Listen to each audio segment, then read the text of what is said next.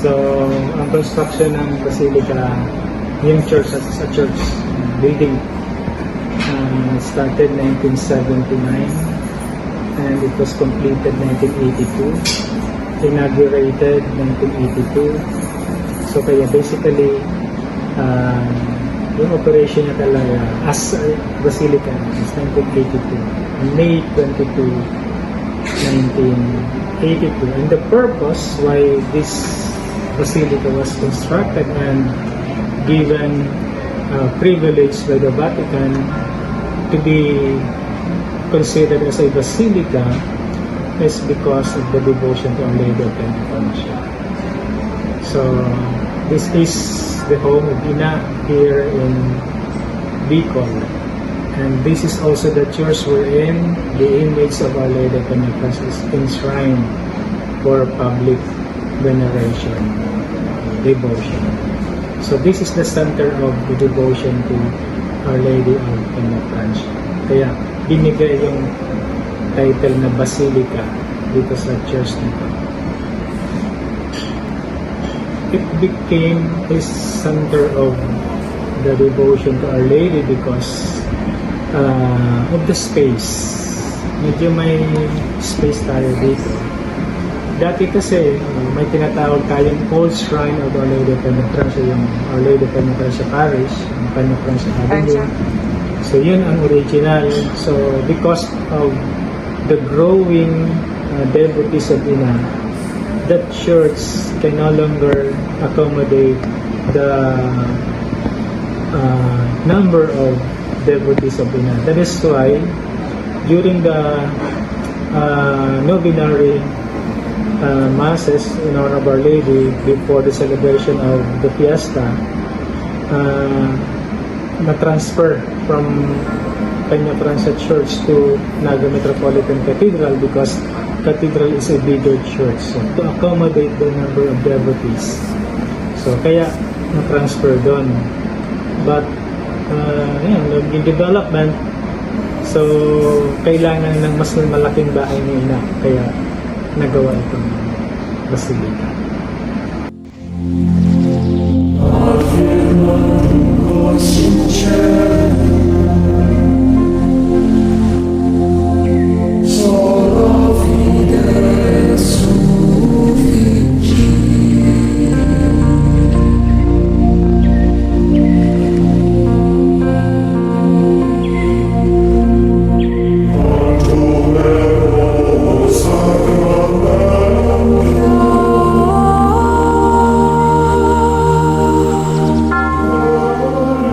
Matagal na ako pumunta rito. Ngayon, bumalik na ako. Matanda na ako. Sapagkat tinatawag ako ni Ina. Service ako. Ngayon, retired na ako. Kaya dito na ako. Siguro dito na ako mamamatay.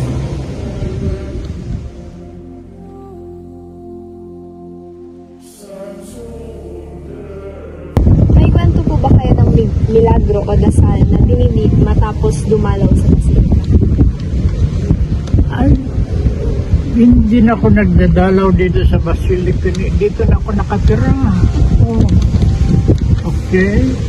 Kaya, everyday nagmimilagro sa akin. Kasi buhay pa ako. Pag buhay pa tayo, mapipin yung milagro.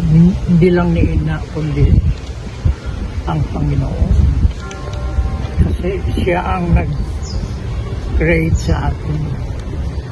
Kaya every day is a beautiful day. Every day is a graceful day, filled with joy and peace. Sana. Yan ang ating sayang.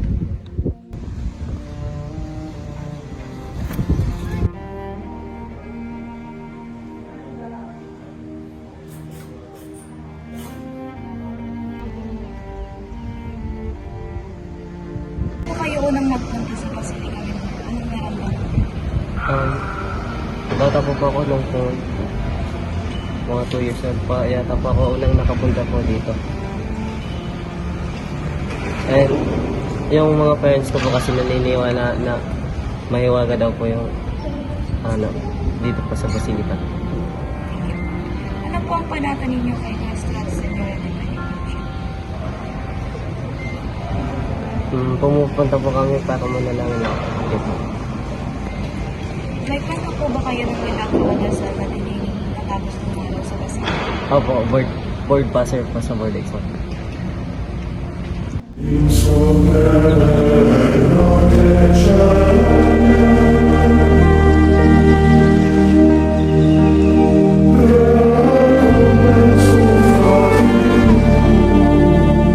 Kailan po kayo unang nagpunta sa Basilica Minore at ano po ang naramdaman niyo?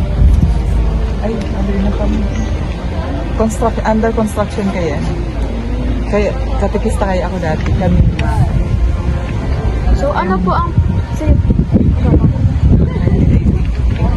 88. Pagtugtog kaya. Ano po ang panata niyo kay Nuestra Señora de Benediction? Panata ni itong, pero dahil man kami itong kaya nagnunubena, every time lang na may kuyan kami, nagnunubena talaga kami. Makiina talaga kami. May kanto po ba kayo ng milagro o dasal? Yes po. Ang milagro namin sa kuya, kahit nung operahan ako sa appendix, kaya ako na Manyan, maligdi kami, malo na kami pinaka mama ko na makulog ang lalamunan. Pero tutubod kami na pagi ni inakatabang. Ano na yun? Haliga doon tapag kuyan, yaon siya.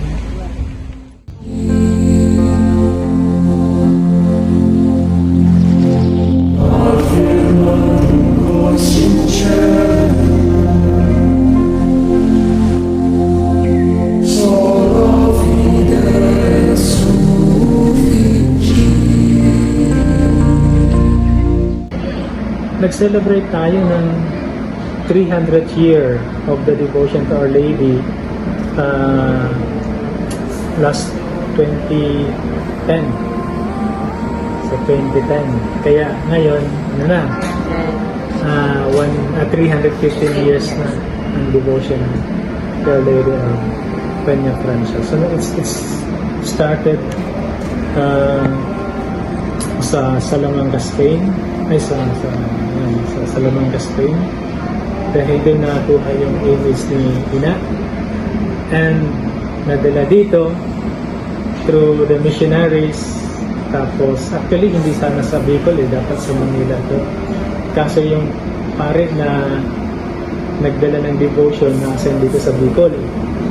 Kaya si Father Miguel Robles de Covarrubias. So, na-assign sa dito, napunta dito, kaya dito na dala yung devotion kay Our Lady of Peña Francia. So, yun ang, then, naging miraculous si Our Lady of Peña Francia. Ang unang miracle na ina, yung paggawa ng image sa kanya, paggawa ng image, replica ng image na nandun sa Salamanca, Spain. Yung paggawa ng image, made of sandal wood. So tapos para pangkulay din sa sa wooden image, ginamit yung dugo ng aso kasi wala pang paint na ginagamit. Tapos syempre hindi naman sinabi kung pinotol yung ulo, basta usually dito sa leg sinusagatan ng tapos tinapon yung patay na aso sa river. Kaya ang unang milagro ay yung aso na tinapon sa river na patay, nabuhay. So, nabuhay. So, yun ang first miracle.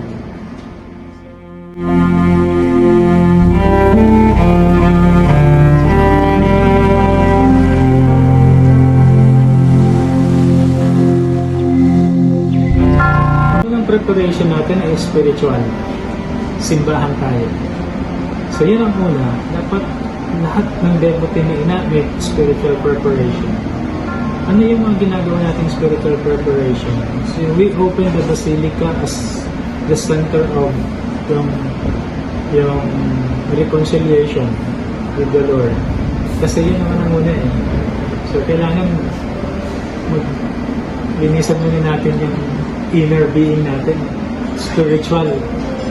So, kaya may regular confession ng Basilica. Every day, kahit ngayon may naka-ascend dyan. 9 to 12 in the morning, then 3 o'clock up to 6 o'clock in the evening.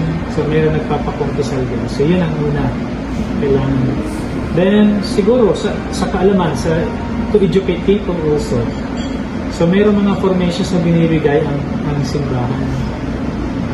Yung team namin sa Basilica, umiikot na, nagbibigay ng formation sa mga Cofradia de San Jose, yung mga lead na boyadores, yung nagpo-protect sa andas nila.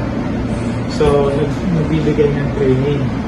At meron din tayo mga Peña-Trans associations sa mga parokya na tumutulong din para mag-promote ng devotion, and sa promotion ng devotion, kasama dun sa content ng kanilang formation ay ang spiritual preparation. So, yun ang una, spiritual, then physical. So, siyempre, physically, kailangan prepared yung place ng center of worship. Itong Basilica, Peña-Trans Church, at yung Naga Metropolitan Cathedral kasi kung ginagawa yung ordinary masses in honor of Our Lady of Peña-Trans. At we are also coordinating with the local government unit of Naga City yung pagkandak ng prosesyon. Kasi hindi kaya ng simbahan, wala kaming manpower or human resources para bantayan ang lahat. So kailangan namin ang tulong ng gobyerno. Kaya yung mga kapulisan natin kasama yun sa prosesyon para ma-maintain yung orderly procession, peace and order sa procession. So hindi namin sinasarili yung celebration. Kailangan namin yung mga collaborators natin sa gobyerno, sa mga volunteers, sa kagaya ninyo, kailangan namin ang tulong nyo para maging ayos yung celebration ng Peña-Trans.